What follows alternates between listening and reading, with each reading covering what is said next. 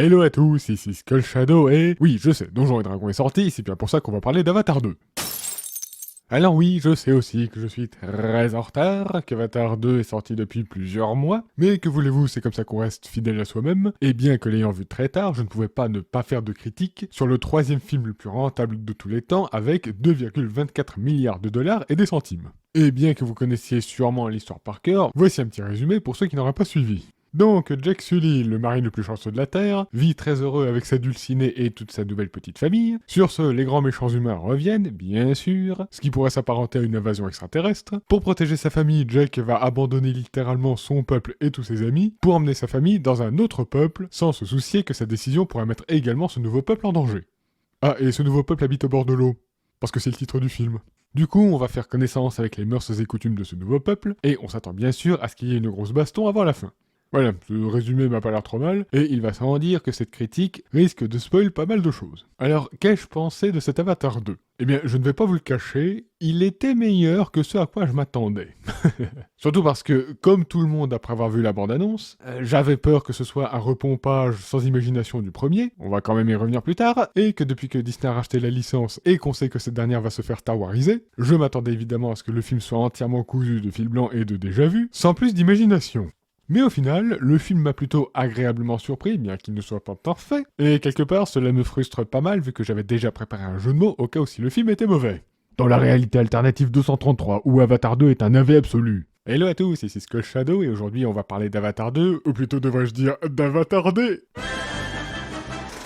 Bon, plus sérieusement, j'ai trouvé le film tout à fait potable, à part quelques points bien sûr, on sent que Disney a quand même essayé d'en prendre un peu soin. Je vais d'abord faire part des points positifs du film, puis je continuerai sur ma partie préférée, les points négatifs. Tout ceci à titre d'avis personnel, bien sûr. Ce dit en passant, si jamais vous voulez que je fasse une théorie d'Avatar 1, surtout n'hésitez pas à me le faire savoir. Donc, les points positifs. Et évidemment, le premier point ne sera pas surprenant, visuellement, le film est magnifique. Ça, on s'y attendait, bien sûr. Le 1 avait déjà été une révolution à l'époque, et le 2 est peut-être moins révolutionnaire avec tout ce qu'on voit aujourd'hui, mais tout de même, il se défend très bien. Surtout qu'en plus, la 3D était excellente, pas comme la 3D de Ghost in the Shell. En même temps, pour un film dont le budget aurait dépassé les 300 millions de dollars, on ne pouvait que s'y attendre. Une chose que j'ai appréciée, c'est que le film était globalement sérieux, il n'y avait pas de déconnade ou trop d'humour comme on pourrait s'y habituer avec Disney, et j'ai même été assez surpris par la violence dont le film pouvait faire preuve. Voilà, il y avait une ou deux scènes un peu gore, enfin, gore est peut-être un peu exagéré, mais j'avoue qu'en 3D en plus, ça faisait bizarre. Bon, vous savez, je suis pas un grand habitué des films d'horreur non plus, hein. Mais au moins, il y avait quand même un peu de sang. Rappelez-moi, c'est quand la dernière fois que vous avez vu une goutte de sang dans un film Marvel ? Globalement, ils ont essayé aussi de bien reconstituer l'ambiance du 1, une ambiance un peu, je vais pas dire féerique, une ambiance qui magnifiait pas mal la beauté de la nature et du peuple des Na'vi, on va dire. C'est un peu dur à décrire les ambiances, hein, c'est très subjectif quand même. Les messages écolos étaient aussi bien meilleurs que dans le 1. Si vous voulez que j'en parle dans la critique du 1, dites-le moi. Mais globalement, Avatar 1 me gênait toujours un petit peu avec des messages écolos pas très bien pensés ou pas très fins. Mais dans le 2, pour ceux qui se souviennent, la scène de la chasse à la baleine était quand même très percutante. Ce qui fait que cette scène marche très bien, c'est que nous chassons les baleines sur Terre à peu près de la même manière. Et du coup, si tu as de la peine pour la bête du film, tu ne peux pas ne pas penser à la chasse à la baleine sur Terre, et du coup, ça fait une sorte de petit message subliminal pas mal conçu. Après, il me semble aussi que le film était peut-être un peu moins axé écologie que dans le 1, bien que les grands méchants humains détruisent toujours la nature, bien sûr. Ensuite, quand j'ai vu qu'on allait beaucoup suivre les enfants de Jake Sully et de Neytiri, j'ai eu un peu peur parce que je me suis dit, est-ce qu'on va se taper des clichés d'ados ? Ça aurait été sympa, n'empêche. Le fils aîné en mode un peu hippie. Non mais papa, tu comprends pas, les humains c'est nos amis. Concept à étudier. Mais au final, non, à part quelques bagarres avec les gosses de l'autre tribu, on n'a pas eu affaire à des gros clichés ou des jeunes ados à l'âge bête, tu vois, ce genre de conneries. Les jeunes clichés qu'on voit habituellement dans tous les films. Quand il y a un jeune, faut qu'il soit con. Et là, à part l'aîné, ou un peu le cadet aussi, qui souvent vont désobéir au père parce qu'ils veulent faire leurs preuves ou d'autres raisons, au final, ce sont des jeunes tout à fait normaux. Prenez-en de la graine, la génération TikTok. Ah oui, un détail qui m'a bien fait rire, c'est que après Avatar 1, il me semble que James Cameron lui-même disait qu'un numéro 2 ne serait pas possible parce que, honnêtement, quelle serait la suite logique d'Avatar 1 ? Les humains se sont fait chasser de Pandora, et on sait que Pandora vaut bien plus que de l'or. Donc, en toute logique, l'humanité envoie des centaines de vaisseaux armés jusqu'aux dents en termes nucléaires, et sans même envoyer un seul homme au sol, ils atomisent la surface de la planète, on élimine toute menace, et après on peut exploiter l'unobtanium machin chouette comme on veut. Du coup, dans la bande-annonce, quand on voit les humains revenir, on les voit à pied. On dit, attendez, là, vous allez juste nous faire comme dans le 1, des humains qui arrivent au sol et qui vont se battre avec l'infanterie alors qu'on a sûrement de quoi faire exploser la planète entière? Eh bien non, ils se sont bien débrouillés pour trouver une vraie raison. En fait, c'est que les humains ayant détruit bien trop la Terre, eh bien, ils ont envie de faire de Pandora leur nouvelle planète. Ce qui est un peu con quand il réfléchit, vu les bestioles qui existent, que les navis nous aiment pas, et que l'air est irrespirable. Mais bon, voilà, on va dire qu'il y a un effort qui a été fait de ce côté-là. Et du coup, bon, on peut faire encore 3-4 films. C'est bon, on va dire que les humains pourront vivre toute leur vie avec un masque à gaz, c'est pas un problème. Du coup, c'est pas tellement un bon point, en fait, ça, j'ai réfléchi. Après, j'annonce meilleure scène du film. À un moment donné, spoiler, le fils aîné de Jake et de Neytiri se fait tuer, ce qui met évidemment les parents dans une rage folle, surtout Neytiri, et ça faisait vraiment plaisir de les voir aller combattre les humains en amoureux. Voilà, il y a que eux deux qui vont en mission commando, et les scènes de baston sont bien faites, et ça fait vraiment plaisir de les voir libérer un peu leur rage, et que enfin la caméra s'intéresse un peu plus à eux et un peu moins aux enfants. Parce que oui, la majeure partie du film est centrée sur les gamins, à tel point qu'on en finit un peu par oublier les parents. En parlant des enfants, il y a la gamine de Grace, on y reviendra plus tard ça aussi, qui apparemment a un énorme lien avec Eywa, la déesse de Pandora, ce qui la rend un tout petit peu OP, hein, on va pas se le cacher. Elle peut commander aux animaux, plantes, comme ça, comme si c'était Eywa elle-même. C'est peut-être Zelda en fait, la réincarnation de la déesse. Et bien que ce soit un petit peu surpuissant, je trouve quand même cet élément intéressant et j'espère très sincèrement qu'ils ne vont pas le foirer dans les prochains films. Parce qu'on connaît Disney avec les Marvel, en général, quand il y a un pouvoir beaucoup trop puissant, ça devient très vite très compliqué de savoir le gérer. Et en général, c'est là que ça tourne au drame. Donc on verra bien ce qu'ils en font plus tard, même si avec un peu d'entraînement, elle pourra juste tuer et détruire toutes les cités humaines en un claquement de doigts, quoi, mais bon, passons. Donc voilà, c'était les points positifs, maintenant, ma partie préférée, les points négatifs. Et bien que j'ai dit qu'il y avait que quelques points qui n'allaient pas, je m'aperçois quand même que le paragraphe est plus long que celui des points positifs. Alors, c'est pas vraiment un point positif, mais ça me fait marrer quand même. Tous les personnages principaux du 1 ont eu des gosses. Même ceux qui sont morts, hein, ils avaient déjà un gosse dans le 1, mais on l'avait pas vu, il était planqué dans un coin. Si ma mémoire est bonne, Jake et Neytiri ont eu 2 garçons et une fille, Grace a eu une fille, et le colonel, lui, avait eu un fils. Respect d'ailleurs au fils, parce qu'il arrive quand même à suivre le rythme des navys alors qu'il est 3 fois plus petit. Comme quoi être le fils d'un marine, ça aide apparemment, descendance des surhommes. D'ailleurs, petite question, encore une fois, si ma mémoire est bonne, c'est la fille de Grace qui est en communion directe avec Eywa, j'ai oublié son nom, excusez-moi. Du coup, je trouve ça bizarre que ce soit la fille de Sigourney Weaver, incarnée par Sigourney Weaver, qui soit le plus en communion avec Eywa. C'est un petit peu bizarre, non, que ce soit une métisse Navi humain qui soit en phase avec la déesse de Pandora. Ça aurait pas dû être normalement un Navi pure souche? Je viens de comprendre, note pour de futures vidéos. Donc après tu me diras, c'est une métisse d'une mère elle-même métissée. Bon, voyons que ça passe. Mais bien sûr, on ne sait pas qui est le père, pour l'instant. Le colonel a eu son fils, on ne sait pas avec qui. Mais j'ai encore une petite question sur Grace. Il me semble, si je ne dis pas de bêtises, que la fille de Grace est née après la mort de Grace, puisqu'il paraît que la petite n'a jamais connu sa mère. Parce qu'il me semble qu'à un moment donné, on voit le corps de Grace dans une de ces capsules de stase, là, pour maintenir les corps d'Avatar en vie. Mais du coup, je rappelle que Grace, elle est morte au pied de l'arbre aux esprits dans le 1, et qu'il ne me semble pas que les protagonistes avaient une de ces capsules de stase à portée de main. Donc est-ce que ces corps d'avatar peuvent rester en vie indéfiniment hors de leur capsule de stase? Ou est-ce qu'on a affaire à une petite ingérence? Ou alors il y a un truc que j'ai loupé? Après, passons aux choses sérieuses et aux vrais points négatifs du film. Je trouve que le plus gros défaut du film, ce qui m'a gêné un peu tout le long, et qui gênait déjà dans la bande-annonce, comme je l'ai dit précédemment, c'est que le film essaye beaucoup trop à mon goût d'être comme le premier. On dirait Star Wars 7 quoi, essayer de nous refourguer ce que les gens ont aimé, parce qu'ils ont peur que le public s'offusque ou je sais pas, quitte la salle, allez savoir. Sérieusement, c'est le même schéma scénaristique pratiquement. Navi vivre en paix, humains arriver et foutre le boxon, on découvre un peuple, on apprend à l'aimer durant la moitié du film, et on apprend leur mode de vie, seulement après les humains continuent de foutre la merde, et il y a une grosse baston qui s'ensuit, et les navis gagnent. C'était visible à des kilomètres dans la bande-annonce, et j'espère qu'on va pas nous refaire le coup à chaque film. T'imagines, à chaque film, un nouveau peuple de navires avec des us et coutumes différentes. À un moment donné, c'est un petit peu redondant. Bon, bien sûr, le 2 apporte des nouveautés, mais je parle d'un point de vue global, évidemment. Il y a même des scènes et des phrases qui étaient les mêmes que dans le 1. Et ça m'a énormément choqué. Là, regardez ces deux scènes, dites-moi que ce ne sont pas exactement les mêmes.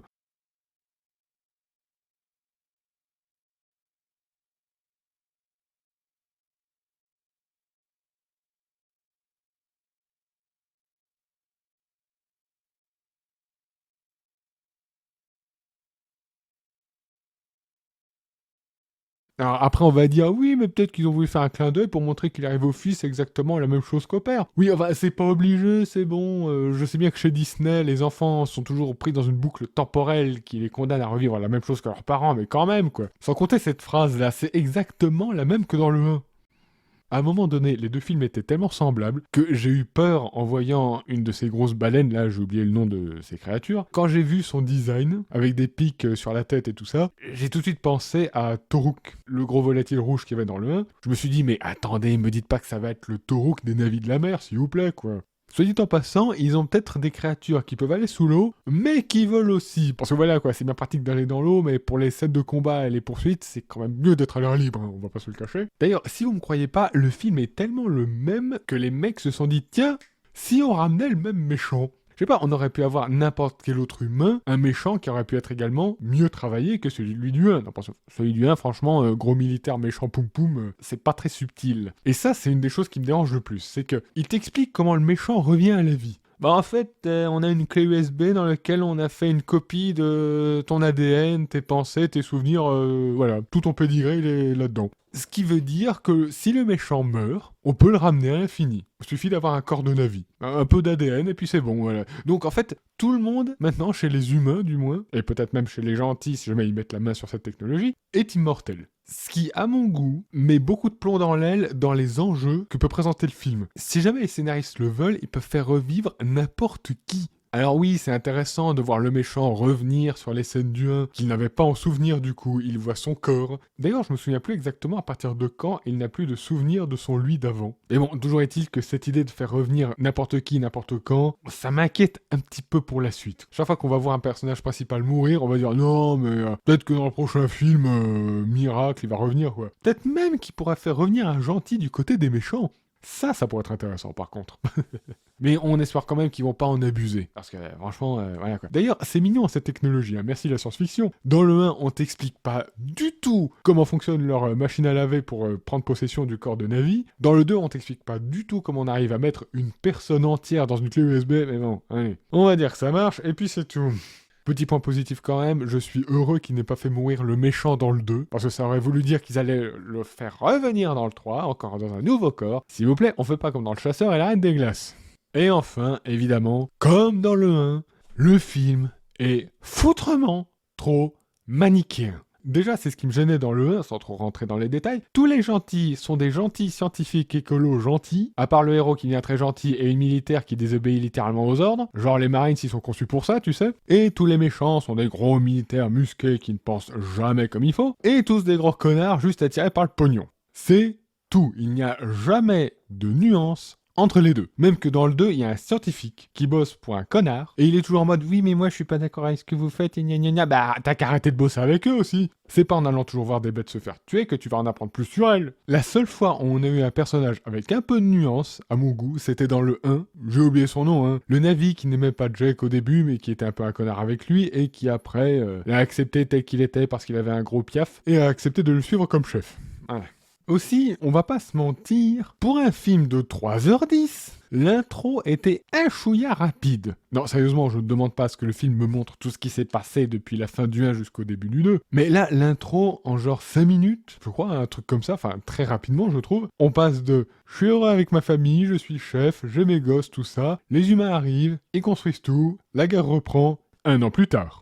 Voilà, on te montre pas vraiment ce qui se passe lorsque les humains arrivent, on te montre pas vraiment comment les navires réussissent à résister. Enfin, si, un petit peu, mais franchement, là, tu te dis, les humains, ils font pas d'efforts. Je sais pas, il y a des tribus Na'vi qui veulent ta peau, toi t'as une technologie de malade, et 1 an plus tard tu fais toujours rien. Bon, je sais qu'à un moment donné on voit les hélicos aller dans les montagnes volantes, et que des Ikrans deviennent fous en les voyant et essayent de les tuer, mais je sais pas moi, envoyer des cargos blindés, envoyer des vaisseaux armés comme des porte-avions, faites des tirs orbitaux, faites quelque chose quoi. Non, parce que je rappelle que là, actuellement sur Terre, on a de quoi envoyer des missiles à distance, on a des drones. Alors bon, si vous êtes revenu sur Pandora sans ce genre de matos, c'est qu'en fait vous méritez de perdre quoi. Non, parce que si vous envoyez un vaisseau aussi gros que celui dans le 1, les écrans n'y pourraient pas faire grand-chose.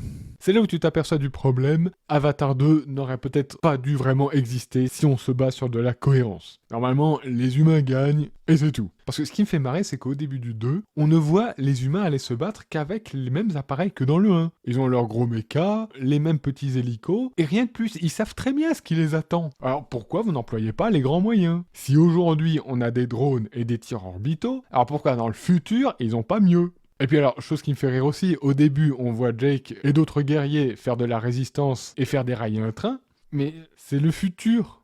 D'où les humains utilisent encore des trains, surtout sur une planète aussi dangereuse. Pourquoi vous faites pas du transport par vaisseau volant? Je maintiens par les gros cargos qu'on a vus dans le 1. On va me dire après, peut-être que ça coûtait trop cher. Ça va, le train et tout ça, il a pas coûté cher peut-être, t'as vu la gueule du train?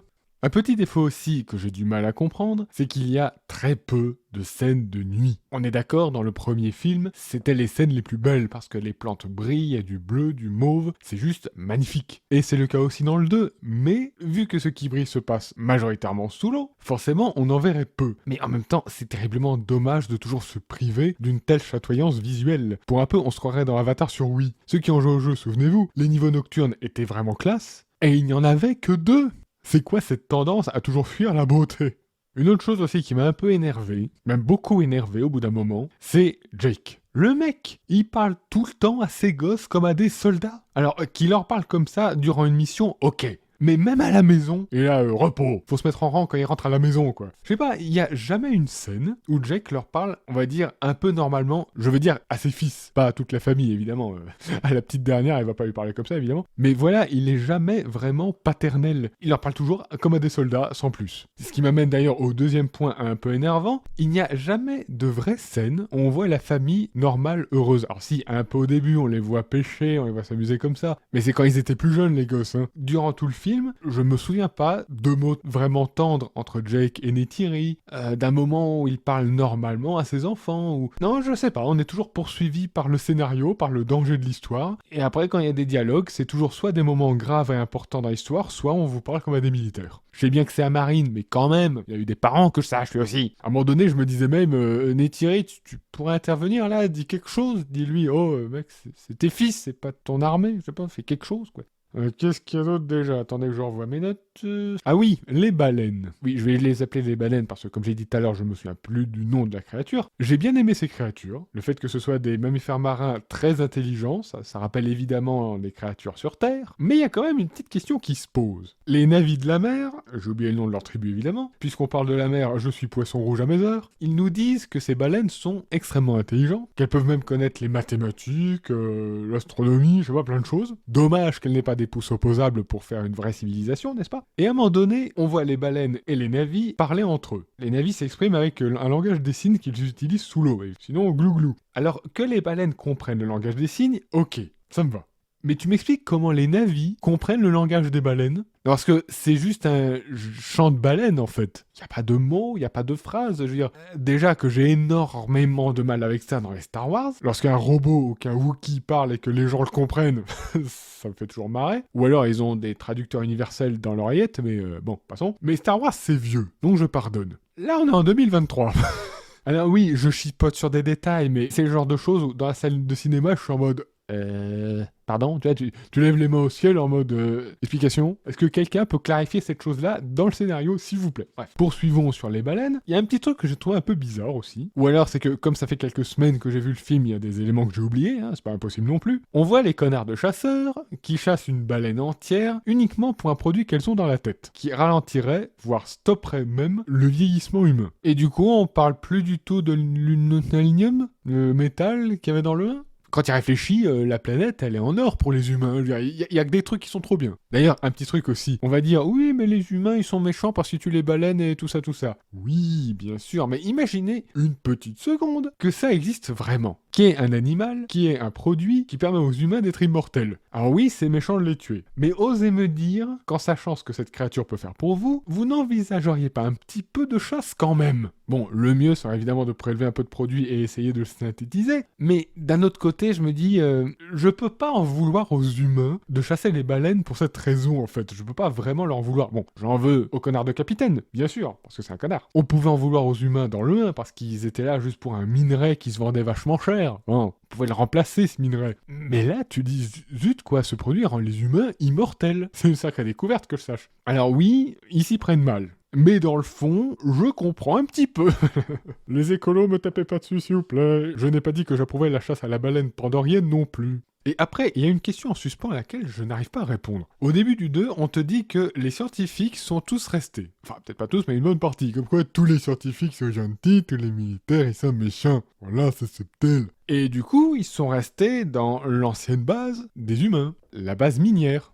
Mais les humains sont revenus. Et j'ai du mal à penser que les humains qui sont revenus sur Pandora soient repartis à zéro pour les infrastructures. Bon, ils avaient des robots pour les aider à construire, chose que j'ai trouvé très stylée. Mais à mon avis, ils ont repris possession de leur ancienne base humaine. Parce que les navis, ils habitent pas dedans. Tu vois, c'est pas leur taille, c'est pas leur truc, quoi. Ils préfèrent les arbres. Donc l'endroit n'est tenu que par les scientifiques. Donc les humains reviennent, reprennent cette base. Et du coup, que deviennent les scientifiques ? Est-ce qu'ils se sont remis à bosser pour les humains? Parce que là, du coup, les gentils scientifiques, voilà, quoi, c'est plus tellement ce qu'on prétend. Surtout qu'après, on voit le scientifique barbu et Norm, je sais un peu trop de leur nom à ces deux-là, on les voit revenir à un moment donné quand on a besoin d'eux. Mais on les voit lorsque Jake et sa famille sont chez les navis de la mer, à des kilomètres de l'ancienne base minière. Alors, où est-ce qu'ils habitent, ces scientifiques? Moi, j'aimerais bien savoir où est-ce qu'ils sont. Après, ils repartent où exactement? Ils vont pas habiter dans les arbres. Encore un détail pas très bien pensé et qu'on met sous le tapis vite fait, évidemment. Petit aparté aussi, j'ai vu qu'il y avait des bandes dessinées Avatar. Alors, tout ce que j'espère, c'est que Disney ne va pas omettre certaines parties de l'histoire des films pour nous obliger à aller acheter les produits dérivés pour en savoir plus. Parce que si après on se tape comme les autres films de Marvel, la même connerie de « Ah bah si tu veux comprendre toutes les nuances du film, il faut que tu ailles faire tes devoirs et que tu t'abonnes à Disney+. » Non merci, j'ai plus faim. Non pas que je ne leur fasse pas du tout confiance pour en arriver à ce modèle économique, bien sûr, évidemment. Hein. Si une série Avatar, ce sera peut-être la série la plus chère du monde, non ?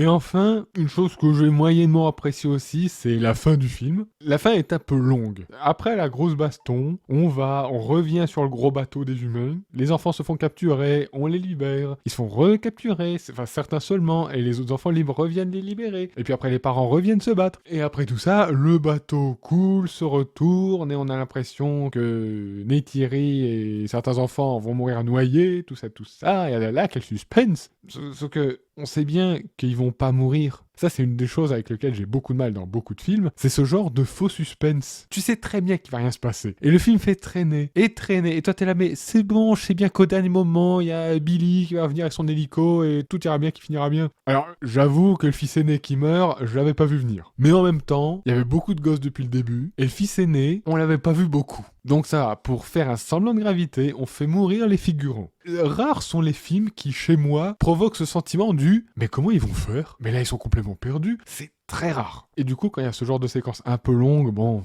Et du coup, voilà, il y a la fille de Grace qui arrive avec des poissons qui permettent de respirer en se l'accrochant dans le dos. Comment ça marche, cette connerie ?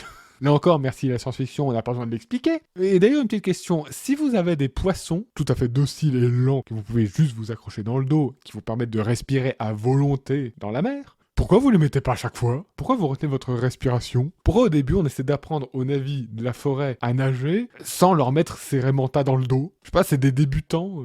Et enfin, un petit message que j'ai pas très bien compris à la fin aussi, c'est que après l'enterrement, entre guillemets, du fils aîné chez les navis de la mer, Jake dit quelque chose du genre que maintenant, chez cette tribu, c'était chez eux. Et du coup, tu dis, attends, c'est chez toi littéralement ou au sens figuré ? Est-ce que ça signifie qu'à présent, lui et sa famille font partie de la tribu des navis de la mer et de la forêt, du coup ils peuvent aller à l'une et l'autre sans poser de problème, ou est-ce que ça veut dire qu'ils vont vraiment habiter matériellement chez ceux de la mer ? Ah, parce que, bon, ok, ils ont nommé un nouveau chef chez les Omaticaya. Vous avez vu, j'ai retenu un nom. Mais ce qui me gêne, c'est que cette tribu, on l'a pratiquement pas vu dans le 2, qu'on a à peine vu les au revoir. On sait juste qu'il a nommé un nouveau chef et c'est tout. Je sais pas, là, ça fait des années qu'il y est, il connaît tout le monde, c'est ses amis, c'est leur ancien chef. Je sais pas, on aurait eu besoin d'une scène un peu plus grave que ça. C'est pour ça que, bon, je pense qu'en fait, il va retourner peut-être chez ceux de la Terre, les Omaticaya, et qu'il peut revenir chez ceux de l'eau aussi. Mais en même temps, tu comprends également que la gamine, en lien avec Ewa, elle a l'air très liée avec ceux de la mer, elle aime beaucoup les poissons et tout ça, et tu sais aussi que le fils cadet a limite envie de rester chez eux. Donc, je sais pas trop ce que voulait dire ce message. Ça aurait été bien d'être un petit peu plus clair, ou alors il reste nébuleux volontairement. Mais bon, on verra bien dans le 3, hein.